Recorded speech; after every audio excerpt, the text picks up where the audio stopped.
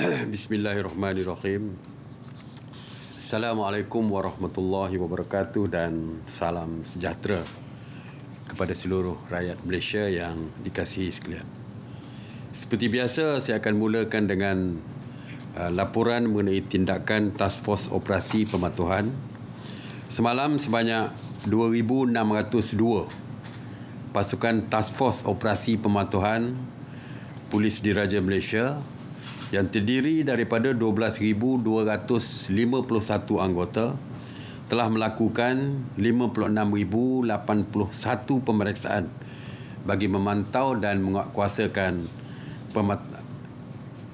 SOP yang telah pun dikeluarkan oleh kerajaan. Sebanyak 3,866 pasaraya, 4,755 restoran, 1,168 kilang, 1,755 pasar awam dan pasar tani, 2,970 tempat ibadah serta 1,355 tempat riadah telah diperiksa. Semalam PDRM juga telah menahan 463 individu di atas kesalahan engkar arahan SOP PKPB dan juga PKPP dan juga PKPB. Daripada jumlah itu, seramai 427 individu telah dikompaun manakala 36 direman. Antara kesalahan engkar SOP seperti biasa termasuklah gagal mematuhi arahan penjarakan fizikal sebanyak 173, tidak memakai pelitup muka 67, rentas daerah dan negeri tanpa kebenaran, gagal menyediakan peralatan merekod butiran diri 31 dan kes-kes lain yang berkaitan dengan SOP, PKPB dan PKPP. Task Force seperti saya katakan akan terus mempertingkatkan pemeriksaan serta mengambil tindakan di atas individu dan pemilik premis yang gagal mematuhi SOP. Saya difahamkan pihak PDRM akan menambahkan anggota dan juga akan menambahkan pemantauan dan juga SJR bagi memastikan SOP dapat dipatuhi. Mengenai kawalan sempadan negara, Ops Benteng melibatkan anggota penguatkuasa beruniform yang mengawal ketat sempadan negara secara bersepadu bagi mengekang kemasukan parti ke negara kita, terutamanya melalui lorong-lorong tikus, bagi kita mengekang jenayah rentas sempadan dan juga mengekang penularan COVID-19 yang dibawa oleh parti ini. Semalam Ops Benteng berjaya menahan 28 parti dan 2 tekong dalam operasi yang diadakan di seluruh negara. Sebanyak 248 SJR Sekatan Jalan Raya Ops Benteng dilakukan di seluruh negara yang melibatkan ATM sebanyak 185 SJR, PDRM 54 SJR, manakala AKSCM 9 SJR. Dan saya seperti biasa menyeru pada orang ramai supaya boleh membantu pihak berkuasa di dalam mengekang parti ini supaya memberikan maklumat tentang kedudukan parti yang berada di dalam negara kita melalui hotline National Task Force iaitu di talian 011 6251 1223. Bagi memutuskan rantaian COVID-19, kerajaan turut menggiatkan ops sanitasi awam di bawah kawal selia KPKT. Sejak 30 Mac, sebanyak 11,476 ops sanitasi telah dilaksanakan merangkumi 137 zon. Semalam sebanyak 32 operasi sanitasi telah dilaksanakan di 9 buah negeri iaitu di Melaka, Pulau Pinang, Johor, Selangor, Sabah, Pahang, Terengganu, Negeri Sembilan, Perlis serta wilayah Persekutuan Kuala Lumpur. Op sanitasi ini melibatkan 202 anggota Jabatan Bomba dan Penyelamat, 195 anggota pihak berkuasa tempatan PBT dan 7 agensi lain serta 43 jentera Jabatan Bomba dan Penyelamat Malaysia. Mengenai kuarantin wajib secara kumulatif, sejak 24 Julai sehingga 15 November, seramai 68,423 individu telah pulang ke tanah air memasuki pintu-pintu masuk antarabangsa. Daripada jumlah itu, seramai 9,933 individu telah menjalani kuarantin wajib di 69 hotel dan 21 premis di seluruh negara. 388 telah dibawa ke hospital untuk rawatan, manakala 58,112 individu telah dibenarkan pulang. Semalam, seramai 779 individu telah pulang dan memasuki pintu masuk antarabangsa dan kesemua mereka telah dikuarantin wajib di seluruh negara. Jadi tiada kes positif yang dihantar ke hospital. Alhamdulillah. Kajian sebelum ini telah mengumumkan pelaksanaan PKPD di Pusat Tahanan Sementara Kota Kinabalu, Penjara Kepayan dan kuartus penjara Taman Mak Saleh Kampung Matambai yang dijangka tamat pada hari ini 16 November 2020.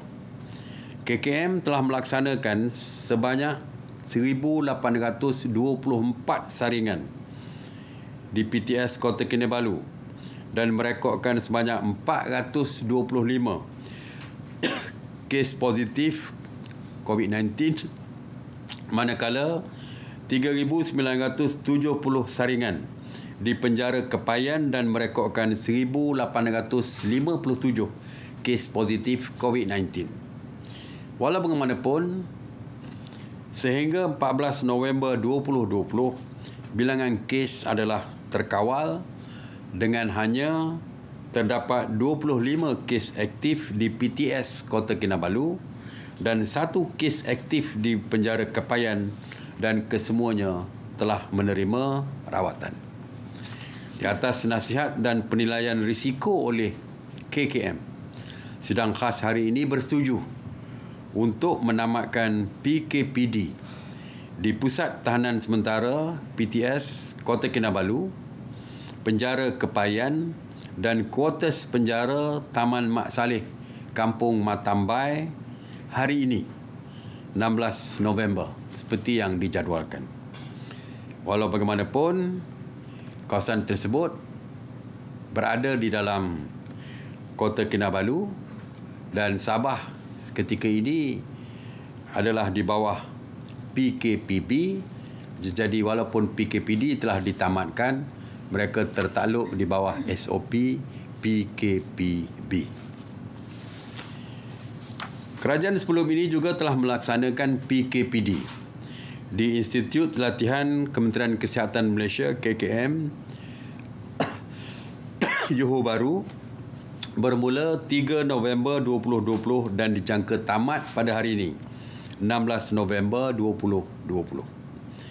KKM telah melaksanakan sebanyak 1,291 saringan dan secara kumulatif telah merekodkan sebanyak 33 kes positif. Kes positif terakhir dilaporkan adalah pada 10 November 2020. Sehingga 14 November 2020, KKM memaklumkan kesemua keputusan sampel saringan telah diperolehi dan bilangan kes adalah terkawal. Atas nasihat dan penilaian risiko oleh KKM, sidang khas hari ini bersetuju menamatkan PKPD di Institut Latihan KKM Johor Bahru pada hari ini 16 November seperti yang dijadualkan. Walau bagaimanapun, kawasan ini yang terletak di Johor Bahru tertakluk juga kepada PKPB yang dilaksanakan seluruh negeri Johor. Sidang khas hari ini juga mendengar pembentangan daripada Kementerian Kesihatan Malaysia mengenai peningkatan kes positif COVID-19 di asrama pekerja Top Glove, Klang, Selangor. Sehingga 15 November 2020, jumlah kes positif COVID-19 yang direkodkan di kawasan ini adalah sebanyak 215 kes. Di atas nasihat dan penilaian risiko yang telah dilaksanakan oleh KKM, sidang khas hari ini bersetuju untuk melaksanakan PKPD. Perintah Kawalan Pergerakan diperketatkan di asrama pekerja Top Glove Klang, Selangor bermula besok 17 November 2020 sehingga 30 November 2020. Pelaksanaan PKPD ini membabitkan kawasan asrama lelaki serta Jalan Abadi 1A Palang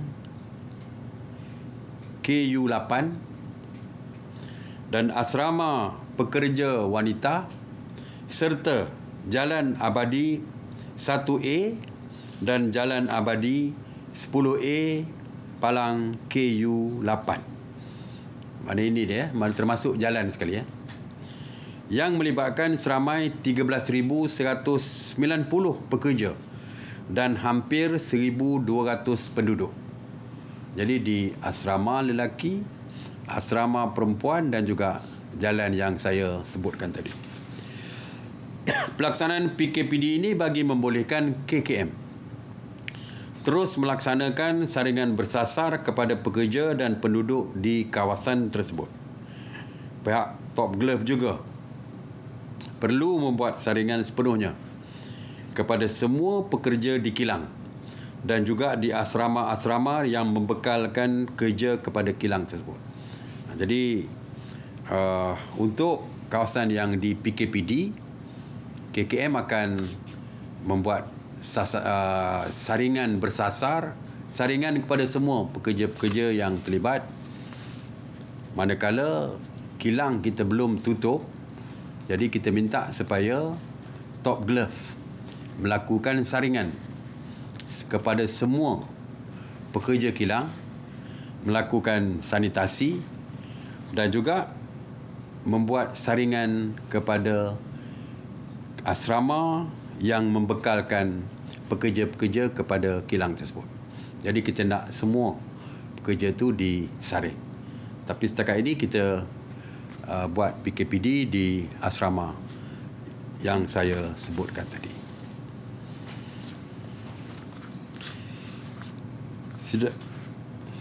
Sidang khas juga mendengar pembentangan daripada Kajian Negeri Sabah mengenai peningkatan kes COVID-19 di Kampung Numbak dan penempatan Telipuk, Kota Kinabalu. Mesyuarat bersetuju supaya kawasan ini juga dikenakan PKPD daripada 16 November sehingga 29 November 2020. Oleh kerana semalam Kajian Negeri telah pun mengumumkan PKPD ini, jadi saya tidak mengumumkan secara detail mengenai PKPD ini. Cuma saya nak tekankan bahawa SOP PKPD di asrama dan juga asrama pekerja Top Glove dan juga jalan-jalan tadi sama dengan PKPD di tempat lain, iaitu sekatan pergerakan dan semua perkara-perkara yang telah saya umumkan. Jadi tuan-tuan dan puan-puan, kita walaupun kawasan-kawasan tertentu, hari ini ada 2 kawasan yang diumumkan tamatnya PKPD, tetapi kita tambah 2 lagi untuk PKPD yang baru. Bermakna kes berada di sekitar kita, kes sedang berada di dalam komuniti. Jadi perlu kita berhati-hati, ya. Dan ada yang bertanya, adakah kawasan negeri-negeri tertentu apabila kita umumkan PKPB di seluruh negara kecuali Pahang, Kelantan dan Perlis, apakah akan ada penilaian semula kawasan-kawasan tersebut? Jika dari segi penilaian semula setelah dililaikan dilihat ada penurunan dari segi jumlah dan sebagainya. Ya, Kementerian Kesihatan sekarang membuat penilaian negeri-negeri, seluruh negeri-negeri yang diisytiharkan sebagai kawasan PKPB. Jadi saya percaya jika tiada kes baru dari segi jangkaan keberangkalian jangkitan itu sudah tidak berlaku, kawasan sudah semakin hijau, semakin banyak hijau, dan dari segi penilaian risiko sudah tidak berisiko, saya percaya mungkin kawasan-kawasan tersebut mungkin akan ditamatkan lebih awal daripada yang ditetapkan selama sebulan itu. Jadi kita tengoklah, kita tunggulah penilaian risiko yang dibuat oleh Kementerian Kesihatan, dan kalau ada pengumuman baru tentang kawasan tersebut, insya-Allah kita akan umumkan. Bagaimanapun, pastikan kita semua mematuhi SOP yang telah pun dikenalkan oleh kerajaan bagi menjamin keselamatan diri, keluarga dan masyarakat. Kita jaga, kita amalkan kawalan Kendiri. Saya buka kepada soalan. Assalamualaikum Datuk Seri. Soalan saya, kes melibatkan warga asing di kilang atau tapak pembinaan sekitar Lembah Kelang semakin meningkat. Kluster baru, kluster Damanela saja sudah mencecah 432 kes. Adakah MKN akan mengetatkan lagi operasi pemantauan di tapak pembinaan dan kilang-kilang? Kalau kita tak lupa bahawa pihak kerajaan telah pun membuat keputusan awal lagi sewaktu PKPP dulu, iaitu saringan wajib mesti dilakukan ke atas pekerja-pekerja warga asing di sektor security guard, pengawal keselamatan, kerana ada kes yang melibatkan pengawal keselamatan sebelum waktu itu, dan juga di tapak binaan. Construction workers ni, kita dah putuskan saringan wajib mesti dilakukan. Waktu itu dah pun dilakukan. Selepas itu kes makin berkurangan, PKPP dah jadi PKPP, tidak ada kes. Dan sekarang berlaku semula.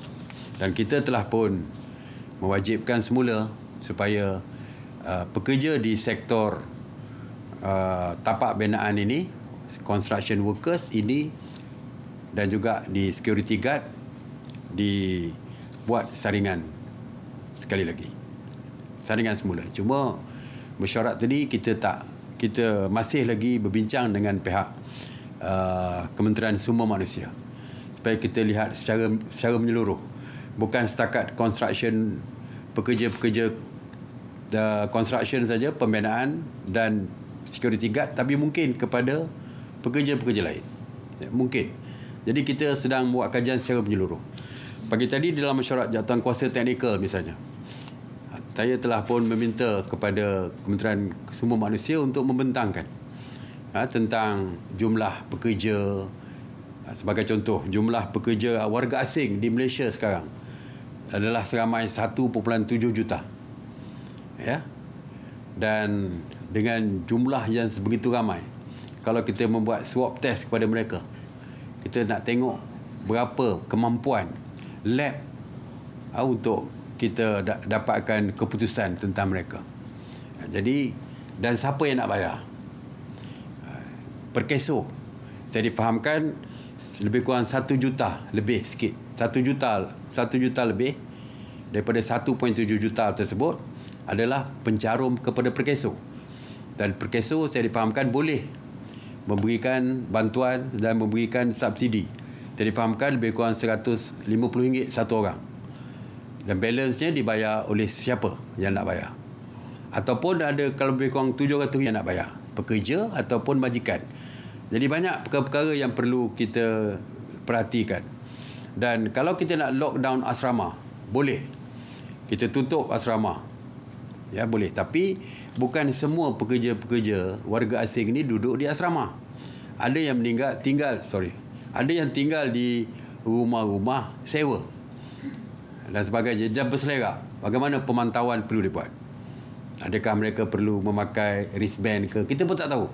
Jadi kita minta supaya Kementerian Sumber Manusia memberikan cadangan secara terperinci dengan kita. Bagaimana kita nak pastikan yang pekerja-pekerja warga asing ini tidak tidak menularkan penyakit ini, kerana kita lihat bahawa agak bahaya mereka ini, sebab apabila mereka tinggal, kita difahamkan sampai 2-30 orang satu rumah. Jadi jangkitan tu akan cepat berlaku. Jadi sebab itulah kita tengah tengok macam mana cara. Yang pertamanya melakukan swab test. Melakukan saringan. Yang keduanya, kalau kita nak sekat pergerakan mereka supaya jangan berkeliaran di mana-mana. Ya, mereka akan terus keluar. Kalau tidak, kita tak tahu dari segi status mereka pergi beli barang, pergi kat restoran nak makan dan sebagainya. Jadi akhirnya menyebabkan berlaku jangkitan. Jadi sebab itulah kita tengah membuat penilaian. Bagaimana kita nak, selain daripada swab test, bagaimana nak kontrol pergerakan mereka supaya dapat kita kawal mereka dari segi menjangkiti komuniti yang lain. Jadi ini kita akan lihat secara lebih detail. Tapi yes, kalau jawapannya untuk memperketatkan, yes, kita memang bercadang untuk memperketatkan. Bukan saja pekerja pembinaan, tapi pekerja-pekerja sektor industri yang lain. Tapi bagaimana? Tunggulah pembentangan daripada Kementerian Sumber Manusia nanti. Okey? Assalamualaikum Datuk Seri. Saya Haris dari Bernama. Soalan saya, kes positif di Kuala Lumpur semakin tinggi dan semalam kita lihat dia mencatatkan angka yang agak tinggi, 469 kes jika tidak salah saya. Dan PKPB ini dilihat tidak begitu memberi kesan. Jadi adakah kerajaan akan mempertimbangkan supaya PKPD dikenakan di beberapa kawasan-kawasan tertentu? Kalau kita lihat di Selangor, PKPB, tetapi bila berlaku peningkatan kes yang tinggi di kawasan tertentu, di Selangor pun di mana pun ni, Sepang ke apa, di Sepang kita buat PKPD. Dan hari ni saya umumkan pula di Top Glove, pekerja asrama Top Glove dan jalan-jalan yang berdekatan juga kita kenakan PKPD. Jadi di wilayah juga kemungkinan boleh berlaku perkara yang sama. Boleh, kemungkinan. Walaupun ianya akan ditentukan oleh Kementerian Kesihatan. Kementerian Kesihatan yang menilai satu-satu kawasan tersebut sama ada perlu dibuat PKPD atau tidak. Setelah membuat penilaian risiko berdasarkan jumlah kes yang ada, berdasarkan probabilities ataupun kebarangkalian jangkitan tinggi di situ. Jadi KKM akan cadangkan kepada MKN, sidang khas MKN, dan kita akan tentukan berdasarkan cadangan daripada KKM. Setakat ini kita serahkan kepada KKM. Tidak ada lagi cadangan baru tentang PKPD di kawasan-kawasan tertentu. Setakat ini kita masih lagi PKPB di wilayah Persekutuan.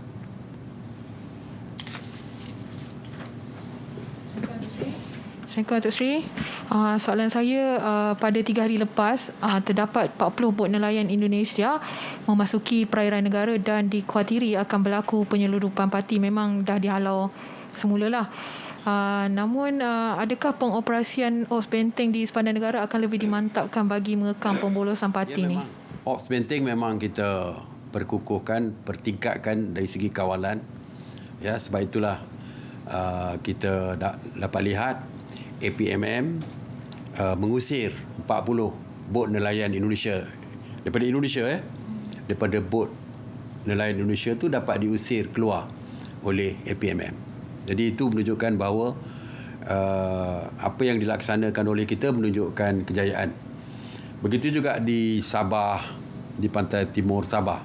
Seperti yang saya katakan bahawa kita kurang dari segi penangkapan, tetapi kita usir kerana untuk mengurangkan bebanan kita dan juga bahaya jangkitan yang mungkin dibawa oleh mereka. Jadi sekarang ni kita usir mereka. Sampai ke sebelum masuk kawasan sempadan negara kita usir. Dan kita dah perketatkan dari segi kawalan. Bahawa ini di dalam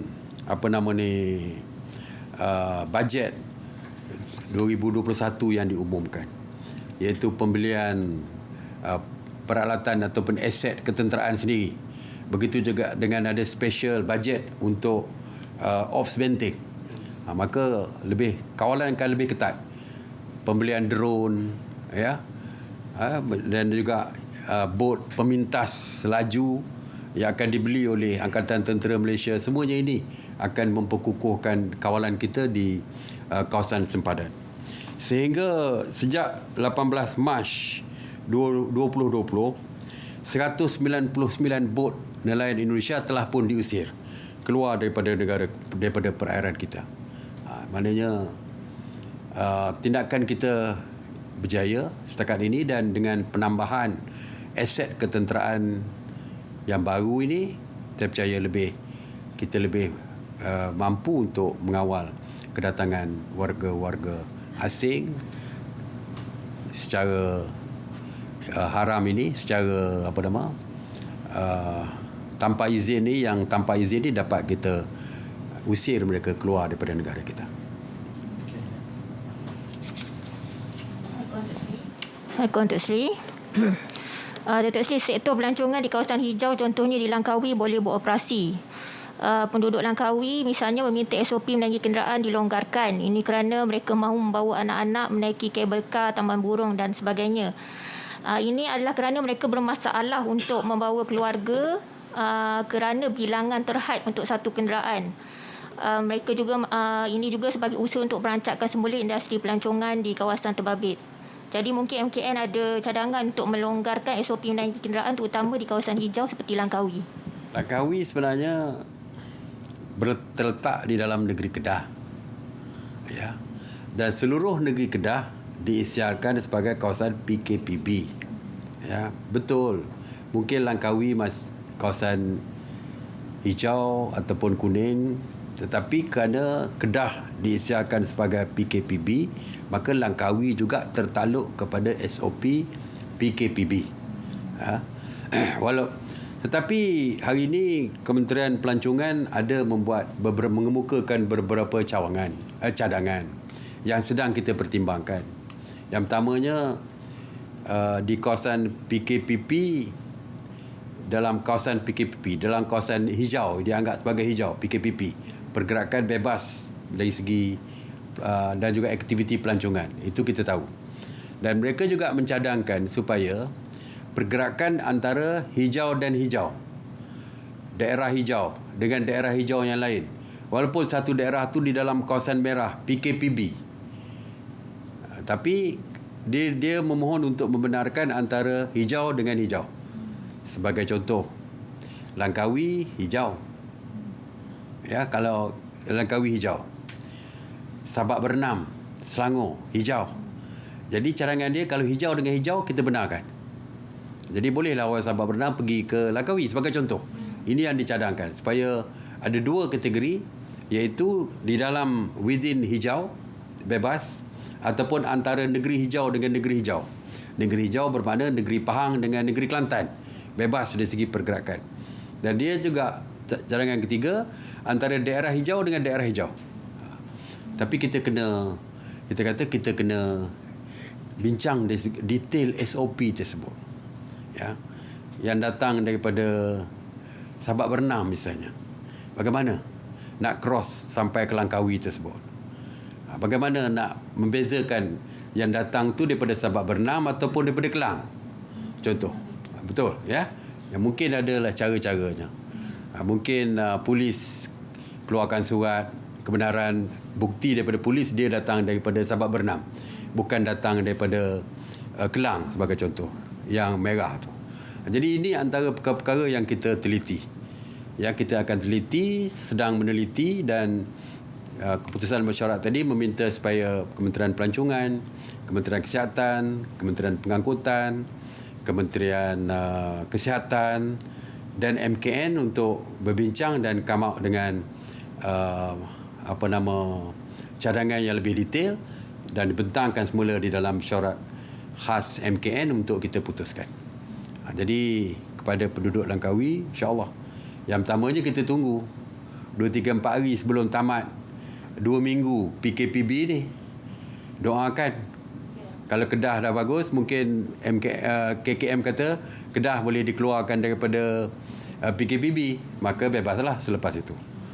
Jadi kita tunggu. Kalau tidak, mungkin cadangan daripada Kementerian Pelancongan tadi kita terima dan mereka juga boleh bergerak di dalam kawasan mereka. Jadi perkara-perkara ini yang kita sedang bincangkan dengan cara detail untuk kita mengurangkan sekatan yang kalau mereka menganggap sekatan itu menyusahkan mereka, insya-Allah. Ya, tapi yang pentingnya seluruh Kedah saya harap tidak berlaku kenaikan kes lah. Kalau berlaku mungkin berbeza keputusannya. Datuk Seri, soalan terakhir. Cuti sekolah akan bermula pada pertengahan Disember dan nampaknya sesi persekolahan secara bersemuka tidak akan dimulakan sehingga hujung tahun. Namun begitu kita tahu merentas negeri masih tidak dibenarkan. Persoalannya, bolehkah guru-guru Semenanjung yang bertugas di Sabah dan Sarawak mendapat pelepasan untuk pulang ke kampung masing-masing dengan mematuhi syarat yang ditetapkan? Hal ini disebabkan ramai yang tidak balik kampung dari awal tahun. Balik kampung pun mesti lama ni. Sehingga 2-3 bulan juga lah kot. Kalau sesi persekolahan pun paling awal pun Januari kan. Jadi rentas negeri ni ada pengecualian dia. Ya. Yang pertama, rentas negeri yang kita benarkan boleh atas kebenaran polis. Jadi saya harap guru-guru ni jumpa dengan pihak polis. Kalau itu yang berkeluarga kan. Kalau yang tidak berkeluarga, keluarga di sini. Kita dah kata rentas negeri dibenarkan melibatkan jarak jauh ni. Pasangan jarak jauh, PJJ. PJJ ni pun kita benarkan. Tetapi semuanya syaratnya dengan kebenaran polis. Kalau PJJ lagi mudah balik untuk berjumpa dengan isteri dan anak-anak mereka. Lagi mudah. Jadi minta kebenaran daripada polis. Yang penting berjumpa polis. InsyaAllah saya pun akan mencadangkan kepada Menteri Pendidikan.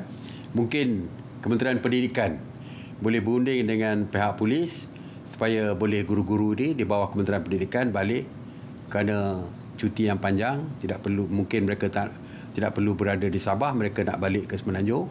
Tapi mungkin perkara ni boleh dibincangkan dengan pihak polis antara kementerian dengan PDRM, ataupun kalau secara individu, mereka individu boleh memohon kebenaran untuk pulang ke Semenanjung, ataupun daripada Sabah, guru-guru Sabah yang berada di Semenanjung nak balik ke Sabah. Begitu juga dengan Sarawak, Labuan dan sebagainya. Ya. Polis jumpa dengan PDRM. Okey? Alright, terima kasih. Assalamualaikum warahmatullahi wabarakatuh.